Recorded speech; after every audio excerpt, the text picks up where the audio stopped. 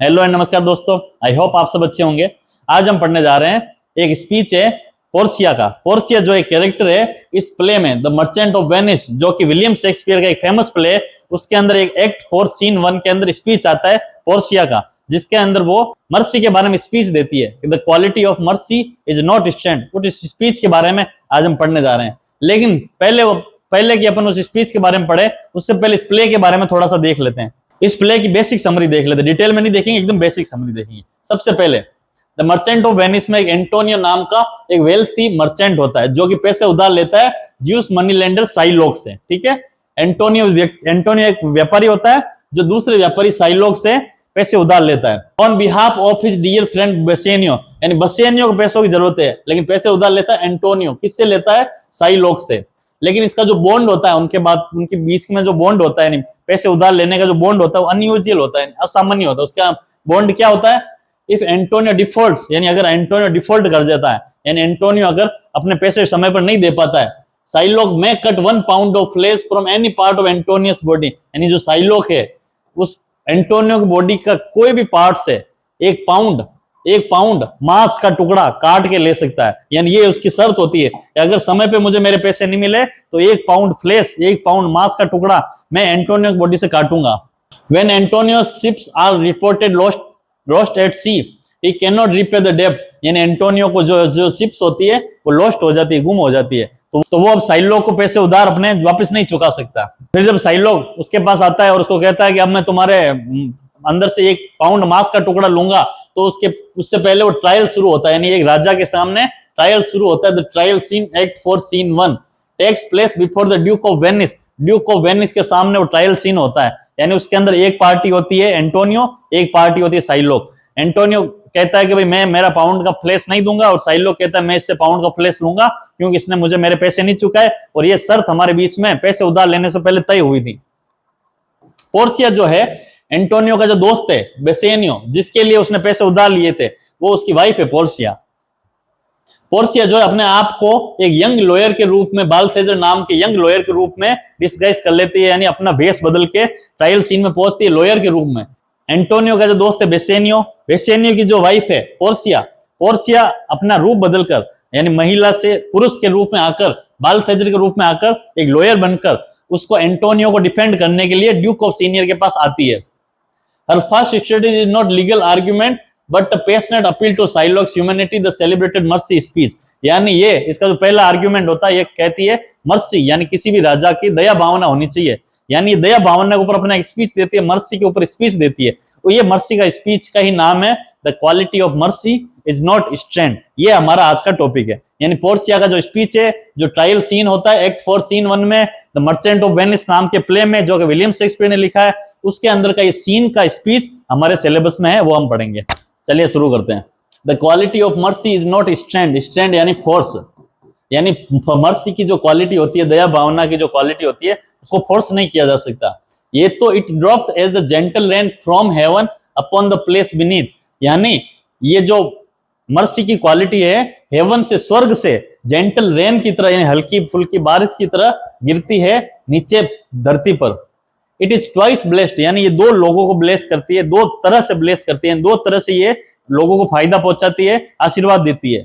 It bless him that gives, यानी उसको भी ब्लेस करती है जो ये मर्सी देता है, एंड हिम दैट टेक्स, और उसको भी ब्लेस करती है जो मर्सी लेता है। मर्सी लेता है उसको तो ब्लेस करती है, यानी जिसके ऊपर कोई व्यक्ति दया भावना करेगा तो उसके ऊपर तो वो फायदा पहुंच ही रही है, लेकिन जो दया भावना कर रहा है उसको भी वो ब्लेस करती है, उसको भी उससे फायदा है, उसको भी उसका आशीर्वाद मिलता है।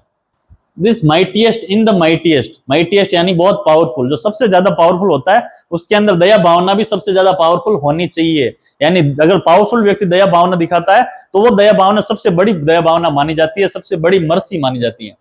It becomes the throned monarch better than his crown जो होता है, यानी राजा का जो पद होता है, राजा का जो मुकुट होता है, उससे भी इंपॉर्टेंट राजा के अंदर जो दया की भावना होती है, राजा के मुकुट से, राजा के पद से भी ज्यादा इंपॉर्टेंट होती है। His scepter shows the force of temporal power। स्केप्चर जो है राजा के पास एक प्रकार का आभूषण होता है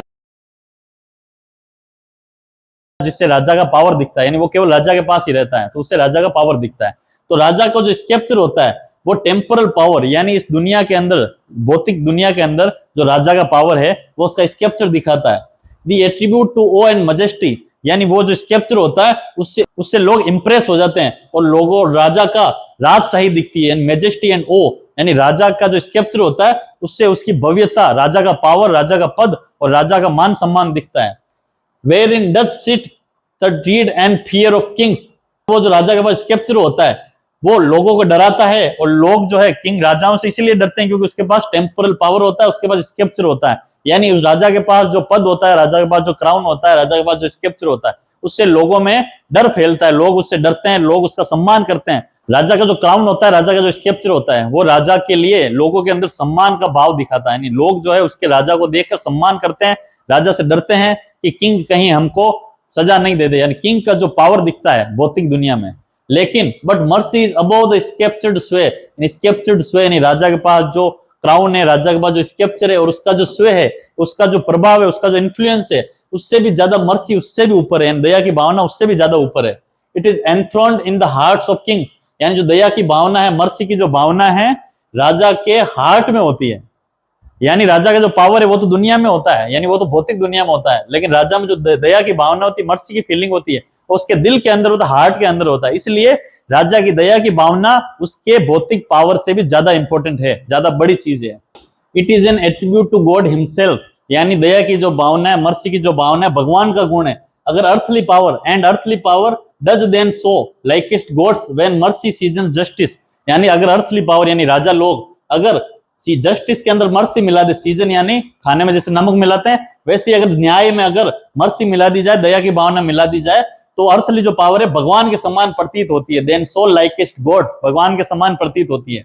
देयरफॉर ज्यू, इसलिए ज्यू यानी वो एड्रेस कर रही है किसको, साइलो को एड्रेस कर रही है। कौन कर रही है, पोर्सिया, जो उसने बाल्थेजर एक मेल लॉयर का रूप धारण किया हुआ है, तो वो साइलो को एड्रेस करती है। साइलो कौन है, जो एंटोनियो से 1 पाउंड फ्लेश का टुकड़ा मांग रहा है ताकि एंटोनियो की जान चली जाए। लोग अगर 1 पाउंड फ्लेश एंटोनियो से ले लेगा तो उसकी जान चली जाएगी, खून इतना बह जाएगा। इसलिए यहाँ पे ये मर्सी मांग रही, कौन मांग रही है, पोर्सिया। पोर्सिया कौन है, जिसने बाल्थेजर एक लॉयर का रूप धारण किया है, और पोर्सिया जो है एंटोनियो की दोस्त बेसेनियो की वाइफ है। देयरफॉर ज्यू, इसलिए साइलोक, सुनो तुम, दो जस्टिस बी था प्लिया, हालांकि तुम्हारी जो प्लिया है वो जस्टिस से भरी हुई है, क्योंकि तुमने बात की थी, तुमने जब पैसे उधार दिए थे तब तुमने बात की थी, अगर मेरे पैसे मुझे टाइम पर नहीं मिले तो मैं तुम्हारे शरीर से 1 पाउंड फ्लेश लूंगा। ये तुम्हारी जो बात है वो जस्टिस वाली है।